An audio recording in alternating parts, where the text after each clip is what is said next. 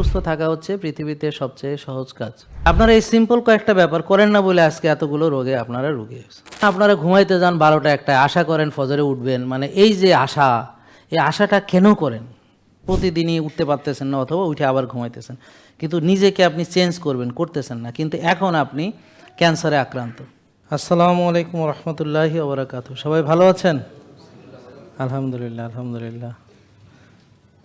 আমরা আল্লাহর কাছে লাখো কোটি শুকরিয়া আদায় করি যে তিনি আমাদেরকে সৃষ্টি করেছেন, পৃথিবীতে পাঠিয়েছেন, এবং আমরা যে স্বাধীনভাবে জ্ঞান অর্জন করি এটা কিন্তু এই ক্ষমতা আল্লাহ আমাদেরকে দিয়েছেন। ফেরেশতাদেরকে কিন্তু এই ক্ষমতা দেওয়া হয়নি। ফেরেশতারা কিন্তু শুধুমাত্র আল্লাহ যে এটা হুকুম করেন এর বাইরে চলার, বা যতটুকু জ্ঞান আল্লাহ তাদেরকে দিয়েছেন এর বাইরে অন্য কিছু বিষয় জ্ঞান অর্জন করার কোনো ক্ষমতাই ফেরেশতাদের নাই। শুধুমাত্র মানুষের এই যে ক্ষমতা আল্লাহ দিয়েছেন, তো এই জন্যে মানুষের আবার বিচার হবে, ফেরেশতাদের আবার বিচার নাই। তো আশরাফুল মাকলুকাত আল্লাহ মানুষকে এই মর্যাদা কেন দিয়েছেন? জ্ঞানের কারণে দিয়েছেন, জ্ঞান।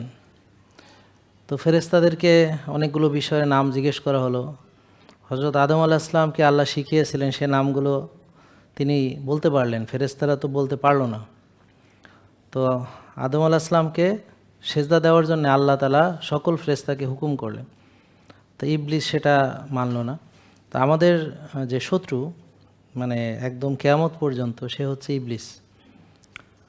আর আল্লাহ আমাদের কল্যাণ চান, তো তিনি এবং যত নবী রাসূলগণ এসেছেন পৃথিবীতে, তারা আমাদের কাছ থেকে কোনো বিনিময় চাননি, তারা আমাদের কল্যাণ চেয়েছেন এবং কল্যাণের জন্যে, মানুষের কল্যাণের জন্যে তারা তাদের জীবনকে উৎসর্গ করেছেন। আপনারা যারা কল্যাণের জন্য জীবনকে উৎসর্গ করবেন তারাও ওই একই রকম, অর্থাৎ নবী রাসূলগণ যেভাবে আমাদের শিখিয়েছেন, যে মডেলটাকে অনুসরণ করতে বলা হয়েছে, সেই মডেলটা হচ্ছে কল্যাণ কাজে নিজেদেরকে নিয়োজিত করা। যার যতটুকু ক্ষমতা সক্ষমতা আছে সে অনুযায়ী আপনি মানুষের কল্যাণ করবেন নিঃস্বার্থভাবে, কারণ নবী রাসূলগণ নিঃস্বার্থভাবে কল্যাণ করতেন। এবং আল্লাহ তাআলা বলেছেন যে আমার রাসূলগণ তো তোমাদের কাছে কোনো বিনিময় দাবি করে না। তো ঠিক একইভাবে আপনাদেরকে কোনো কারোর সাথে, ধরেন কারোর জন্যে কোনো কিছু করলে বিনিময় আপনি আশা করলে ভুল। বিনিময় আশা করবেন আল্লাহর কাছে, তিনি আখেরাতে আপনাদেরকে বিনিময় দিবেন। তো আজকে আপনারা এখানে যে এসেছেন, তো আমাদের মূল যে উদ্দেশ্য সেটা হচ্ছে এই যে আলোচনাটা আমি করলাম, এই যে জ্ঞান অর্জন, এটা একটা উদ্দেশ্য। নিঃস্বার্থভাবে মানুষের কল্যাণ, এটা আমাদের, এই যে আপনাদের থেকে আমরা বিনিময় নিচ্ছি না, এখানে আমাদের সেশনে আপনারা জ্ঞান অর্জন করতে পারছেন স্বাধীনভাবে। তো এই যে জ্ঞান অর্জন, স্বাস্থ্য জ্ঞান, এবং যদি আমাদের এই কথাগুলো আপনারা বোঝেন এবং নিজের জীবনকে ওভাবেই সাজান যেভাবে সাজানোর কথা পবিত্র কোরআনে বলা হয়েছে, তাহলে আমার নবীজি যেভাবে তার জীবন আচরণ আমরা দেখেছি যে তিনি একটা রোল মডেল ছিলেন আমাদের জন্য, আমরা যদি সেভাবে নিজেদের জীবনকে সাজাই তাহলে দেখবেন যে আপনারই কল্যাণ হবে। তো এই যে কল্যাণ আপনার হবে, তো আমরা বিনিময়ে কোনো কিছু আশা করি না, আল্লাহর কাছে বিনিময় আশা করি। তো এটা হচ্ছে এই যে সেশনে আমরা যে বিনা মূল্যে সেশনটা করা হচ্ছে, এটার মূল উদ্দেশ্য হচ্ছে জ্ঞান অর্জন এবং নিঃস্বার্থ সেবা। এবং আমি পরে আশা করব যে আমার জন্য আপনার কিছু করার দরকার নেই, তবে নিজেরা নিজেদেরকে ভালো রাখুন, আরও অন্যান্য মানুষকেও কল্যাণের দাওয়াত দিন। যে কাজটা আমি করছি সেই কাজটা আপনারাও করবেন। শিখলেন, জানলেন, মানলেন, ভালো হলেন, আরও মানুষকে কল্যাণের পথে ডাকলেন। যে আমরা জানি ব্যায়াম ভালো, তা আপনি একা একা না করে সবাই মিলে করেন। আপনার এলাকায় ফজর নামাজ পড়ে, যেই মসজিদে আপনি জামাতে নামাজ পড়েন ওই মসজিদে মুসল্লিদেরকে নিয়ে, বা আরও যারা আগ্রহী সকালে তাদেরকে নিয়ে আপনি একা না করে অনেকে মিলে করেন। তাদেরকে বুঝান যে আপনি কি খাবার তার জন্য ভালো, তাদের সাথে আলাপ করেন। তাদেরকে বলেন যে আপনারা যে ভোরে উঠলেন, ঘুমাইছেন কখন? তো যদি তাড়াতাড়ি না ঘুমান তাহলে তো ভোরে উঠবেন কী করে? তো এইভাবে আপনারা কমিউনিটি ডেভেলপ করবেন, এই কাজগুলো মানুষের কাছে ছড়াবেন, তাহলে আপনি এই লাইফস্টাইলটা ধরে রাখতে পারবেন। অন্যথায় এই লাইফস্টাইল আপনি ধরে রাখতে পারবেন না, মানে যদি আপনি নিজে মেনে আরও কমিউনিটি ডেভেলপ না করেন, আরও অনেককে মানতে সাহায্য না করেন এবং একা একা মানেন, তাহলে আপনি পারবেন না এক সময় এবং ছেড়ে দিতে বাধ্য হবেন। কারণ সমাজে সবাই যদি একদিকে চলে আর একটা মানুষ একা একা আর একটা দিকে চলবে সেটা সে পারে না। তা আমরা এই দাবি আপনাদের কাছে রাখবো যে আপনারা সুস্থ হয়ে আবার অন্য যারা আছে তাদেরকে পরামর্শ দিবেন। আমরা সুস্থ থাকতে চাই এবং সুস্থ থাকা হচ্ছে পৃথিবীতে সবচেয়ে সহজ কাজ। যে আমরা যদি যেই খাবারটা আমার জন্য কল্যাণ সেই খাবারের বাইরে না খাই আমরা রোগী হব না। তো এখন কল্যাণ খাবার কোনগুলো, সেটা হচ্ছে যেই খাবার আল্লাহ দিয়েছেন, যেমনটি দিয়েছেন তেমনটি। যেমন ধরেন একটা দেশি যদি মুরগি আমরা পাই, তাহলে সেই মুরগি, তার ডিম, এগুলো হচ্ছে আমাদের জন্য কল্যাণ। বা যেই তেলটা আপনি ঘরেই বানান, যেমন সরিষার তেল আপনি ঘরে বানাতে পারেন, নারকেলের তেলও পারেন। তো এগুলো তেল যেগুলো প্রাকৃতিক তেল সেগুলো। সয়াবিন আপনি ঘরে বানাতে পারেন না, কারণ সয়াবিনটা হচ্ছে ইন্ডাস্ট্রিয়াল প্রোডাকশন। আর সরিষা যদি ইন্ডাস্ট্রিয়াল প্রোডাকশন হয় সেটা খাওয়া যাবে না। দেখ, সেটা একটা পরের আলোচনা। তাহলে সোজা কথা হলো, একটা সমুদ্রের মাছ, একটা নদীর মাছ, একটা পুকুরের মাছ, একটা ন্যাচারাল মাছ, একটা গরু যে ঘাস খায় চড়ে বেড়ায়, একটা ছাগল ঘাস খায় চড়ে বেড়ায়, দেশি জাত, রোদরে যায়। তো এই ধরনের মাছ, মাংস, ডিম, শাকসবজি যেগুলো ন্যাচারাল, এগুলো হলো তৈব খাবার, তৈব। তো সেই তৈব খাবারগুলো আবার আমাদের খেতে হবে 1 ভাগ।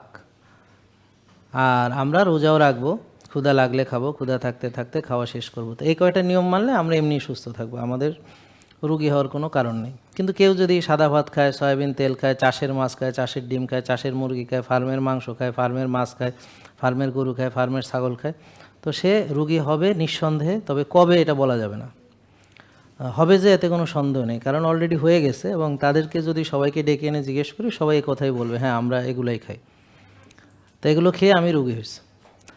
তো আপনারা তো এখানে যারা আছেন, যারা রোগী হয়েছেন, বলেন তো আপনারা আমি যা বলেছি এই খেয়েই তো রোগী হয়েছেন, নাকি ভিন্ন কিছু খাইছেন? হ্যাঁ বলতে পারেন, আমি সাথে কেক খাইছি, কোক খাইছি, মানে কোল্ড ড্রিঙ্কস খাইছি, ঠিক আছে, সাথে দাওয়াত খাইছি, কমিউনিটি সেন্টারে খাইছি, বিয়ে খাইছি, জিয়াফত খাইছি, হ্যাঁ মরে গেছে খাইছি, জন্ম নিছে খাইছি, হ্যাঁ বিভিন্ন দিবস খাইছি, আগামীকালকে মনে হয় ইয়া খাবে, নববর্ষ খাবে, হ্যাঁ এরকম নববর্ষ খাইছি, পান্তাভাত খাইছি, ডায়রিয়া হয়েছে, এরকম। তো সে খালি খাইছে আর খাইছে, হ্যাঁ পিজা খাইছে, বার্গার খাইছে, স্যান্ডউইচ খাইছে, পেঁয়াজু খাইছে, বেগুনি খাইছে, তারপর হচ্ছে জিলাপি খাইছে, শাহি জিলাপি, আবার সিঙ্গাড়া, সমোসা, হ্যাঁ আলুর চপ, ডিমের চপ, বড় বাপের পোলায় খায়, এমন খাওয়া বাহারি রকমের খাওয়া। এগুলো বললে বিরিয়ানি, আরও অনেক কিছু আছে, হ্যাঁ কোরমা পোলাও, আরও অনেক কিছু, রেজালা, জ্বালা পোড়া, বিভিন্ন রকম। তো ঠিক আছে, এগুলো আপনি খেয়েছেন, ঠিক আছে। তো এই খাবারগুলো যদি তৈব হতো তাহলে ভালো হতো, কিন্তু এগুলো তৈব না। তো এই জন্যে আপনারা এই খাবারগুলো খেয়ে এখন আপনি তৈব অবস্থায় নেই, অর্থাৎ আপনি এখন ভালো নেই, সুস্থ নেই, রোগী হয়েছে। তাহলে সুস্থ হওয়া সোজা, আমি নষ্ট খাবো না, শেষ। তারপর হচ্ছে যারা খেয়েছে কিন্তু ব্যবহার করেনি, ব্যায়াম করেনি, কায়িক শ্রম করেনি, তো তারাও রোগী হচ্ছে আস্তে আস্তে। তো যারা কায়িক শ্রম করে, ব্যায়াম করে বা খেলাধুলা করে ইত্যাদি, তারা অনেকটা সুস্থ থাকবে যদি ভালো খায়, সাথে যদি ভালো এক্সারসাইজ করে। আর একদল আছে রোজা রাখে, আর একদল আছে 6 বেলা খেতেই আছে বছরকে বছর, তো তারা আবার রোগী হবে, বেশি খেলে, বারবার খেলে রোগী হবে। তো সুস্থ থাকা সোজা, আমি অল্প খাবো, খরচ কম, হালাল তৈব খাবো, রোজা রাখবো, খরচ কম, একটু হাঁটাচলা দৌড়াদৌড়ি করবো, খরচ কম, আর্লি ঘুমায় যাবো, কারেন্ট বিল বাঁচবে, ভোরে উঠে বের হয়ে যাবো, কারেন্ট বিল বাঁচবে, হ্যাঁ। তো এগুলো ফ্রি। আবার রোদে গেলাম, আমি যেমন এখন রোদ পয়ে আসলাম, কোনো টাকা পয়সা লাগেনি, আল্লাহ কোনো চার্জ রাখেননি, ফ্রি জিনিস, নিলাম, আমার কত উপকার হইলো। কিন্তু আপনারা এই ফ্রি জিনিস আবার নিতেছেন, আবার ওদিকে ওষুধ খাইতেছেন টাকা দিয়ে কিনে, আর এদিকে ফ্রিগুলার প্রতি অবহেলা করতেছেন। রোজা রাখলে টাকা লাগে না, শ্বাসের ব্যায়াম করতে টাকা লাগে না, ঘাসে হাঁটতে টাকা লাগে না, রোদ্রে যেতে টাকা লাগে না, রাস্তায় দৌড়াইতে টাকা লাগে না, গাছে ঝুলতে টাকা লাগে না, ভোরে উঠতে টাকা লাগে না, আর্লি ঘুমাইতে টাকা লাগে না। তো যেগুলো ফ্রি, এইগুলো আমি বাদ দিয়ে কি করতেছি, আর নষ্ট খেতে তো টাকা লাগে, হ্যাঁ আপনি বিরিয়ানি খাচ্ছেন, আপনি বন্ধুবান্ধব নিয়ে একটা রেস্টুরেন্টে খাচ্ছেন, টাকা লাগছে, দাওয়াত করে খাওয়াচ্ছেন, যারা গিফট নিয়ে আসছে ওরাও টাকা দিচ্ছে, 4-5 হাজার টাকার গিফট মিনিমাম দিচ্ছে। তো খরচ বাই সাইড, বাইলেটারাল খরচ হচ্ছে, যে খাওয়াচ্ছে তার তো হচ্ছেই, আবার যাকে খাওয়াচ্ছে ও আবার গিফট টিফট আনা লাগতেছে। তো আসলে খরচ হচ্ছে উভয় পক্ষে, কিন্তু দুজনেই রোগী হচ্ছে, যে খাওয়াচ্ছে এবং যে খাচ্ছে, হ্যাঁ দুজনেই রোগী হচ্ছে। তো এই যে সুস্থ থাকা এত সহজ, তাও আমরা সুস্থ নেই কেন? কারণ আমরা জানি যে ব্যায়াম ভালো, কিন্তু করি না। বলেন করি নাকি? সবাই কথা বলেন, ভালো জানি তো নাকি? সবাই বলেন ভালো। আপনি জানেন ভালো? বোন জানেন নাকি? নাকি জানেন না কিছু? কি জানেন? তো বলেন না কেন? হ্যাঁ তো আপনারা জানেন, আপনি জানেন ব্যায়াম ভালো? এই যে মা, আপনি জানেন ব্যায়াম ভালো? সব দিন করেন না? ডেলি করেন, করে করে আজকে এই অবস্থা হয়েছে, ঠিক কিনা? তো এখন যে জিনিস ভালো জানি কিন্তু করি না, তো তারে কে সাহায্য করবে? মানে উনি ভালো জানে করে না, তো ওনারে কে হেল্প করবে? উনি ব্যায়াম না করার জন্যে যে রোগী হয়েছে সেটা দেখায় ওষুধ খাইয়া, তা তো আজীবনে ভালো হবে না। মানে যার যেইটা সমস্যার জন্য যা করণীয় সেটা না করে আমি যদি আরও কতগুলো ওষুধ খাই, আমি জীবনে ভালো হব? তা এখন উনি খাইয়া ওজন বাড়ছে, বেশি খাইছে, এখন ব্যায়ামও করে নাই, রাত জাগছে, টেনশন করছে, তো এগুলো উনি চালায় যাইতেছে, সাথে ওষুধ চালায় যাইতেছে। তো এইভাবে কি মানুষ ভালো হবে কোনোদিন? হবে? তো তাহলে আমি যদি জানি যে এটা করা উচিত কিন্তু করি না, তাহলে আমি ভালো হওয়ার আশা কি করে করতে পারি? তা এখন যদি হইতো যে না, উনি জানে না যে ব্যায়াম একটা জিনিস ভালো, এটা উনি জানে না, এই জন্যে করে নাই, তাইলে মেনে নিতাম, ঠিক আছে।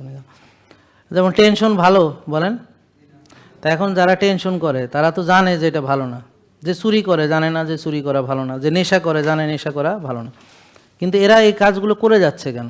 যেমন রাত জাগা ভালো, তাহলে আপনি রাত জেগে যাচ্ছেন কেন? ভোরে ওঠা ভালো, তো ভোরে উঠে নামাজ পড়ে আবার ঘুমান কেন? অথবা মসজিদে যে জামাতে পড়েন না কেন? তাহলে এই কেনর উত্তরগুলো আপনারা জানেন কিনা, যে মানুষ জেনে বুঝেও কেন নিজেকে ধ্বংস করে? মানে এত সোজা সুস্থ থাকা খুবই সহজ, যে একদম সোজা, সুস্থ থাকার মতো সহজ জিনিস পৃথিবীতে নাই। যে পরিমিত খাবো, একটু ভালো খাবার খাবো, ব্যাস, রোজা রাখবো, ব্যায়াম করব, আর্লি ঘুমাবো, ভোরে উঠবো। আর যারা ব্যায়াম করবে না, খেলাধুলা করবে, আর নামাজ পড়বো 5 ওয়াক্ত মসজিদে, কল্যাণ কাজ করবো, শেষ। এই তো, রোদে যাবো, ঘাসে হাঁটবো, সিম্পল। তা আপনারা এই সিম্পল কয়েকটা ব্যাপার করেন না বলে আজকে এতগুলো রোগে আপনারা রোগী হয়েছে। আপনারা ঘুমাইতে যান 12টা 1টায়, আশা করেন ফজরে উঠবেন, মানে এই যে আশা, এই আশাটা কেন করেন? এই আশাটা আপনি কে দেয় আপনাকে আশাটা? এবং এই ঘটনা প্রতিদিন ঘটতেছে, যে আপনি প্রতিদিনই উঠতে পারতেছেন না, অথবা উঠে আবার ঘুমাইতেছেন, কিন্তু নিজেকে আপনি চেঞ্জ করবেন, করতেছেন না। কিন্তু এখন আপনি ক্যান্সারে আক্রান্ত, এখন আপনি প্যারালাইসিসে বিছানায় পড়ে রয়েছেন, এখন আপনার শক্তি নাই, পুরুষত্ব নাই, নারীত্ব নাই, চেহারা নাই, স্বাস্থ্য নাই, সব শেষ। হ্যাঁ, আর গাদা গাদা ওষুধ, আর এত বড় বড় ফাইল, এই ডাক্তার সে ডাক্তার। তো এইটা তো কোনো মজার জিনিস না, কিন্তু এই পথ আপনি কেন বেছে নিলেন? এখন দেখেন, যারাই অনিয়ম করতেছে তারা সবাই ডাক্তার দেখাইতে দেখাইতে ওষুধ বাড়তেছে, বাড়তেছে না নাকি? নাকি ওষুধ কমে যাচ্ছে? এ বাবা, ওষুধ কমে না বাড়ে? বাড়ে। তাহলে এটা তো আমরা জানি নাকি? এটা জানি না এরম কেউ আছে ভাই, যে না ডাক্তার দেখাইলে ওষুধ বাড়ে না, এরম কে জানে? এটা কে জানে?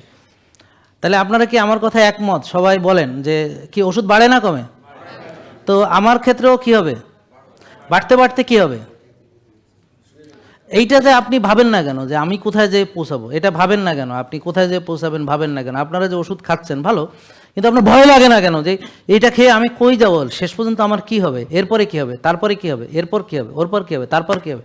এটা ভাবলেন না যে এইভাবে না ভেবে যে চলতেছেন, মানে কিভাবে চলতে পারতেছেন? জেকে লাইফস্টাইল, ওষুধ মুক্ত সুস্থ জীবন।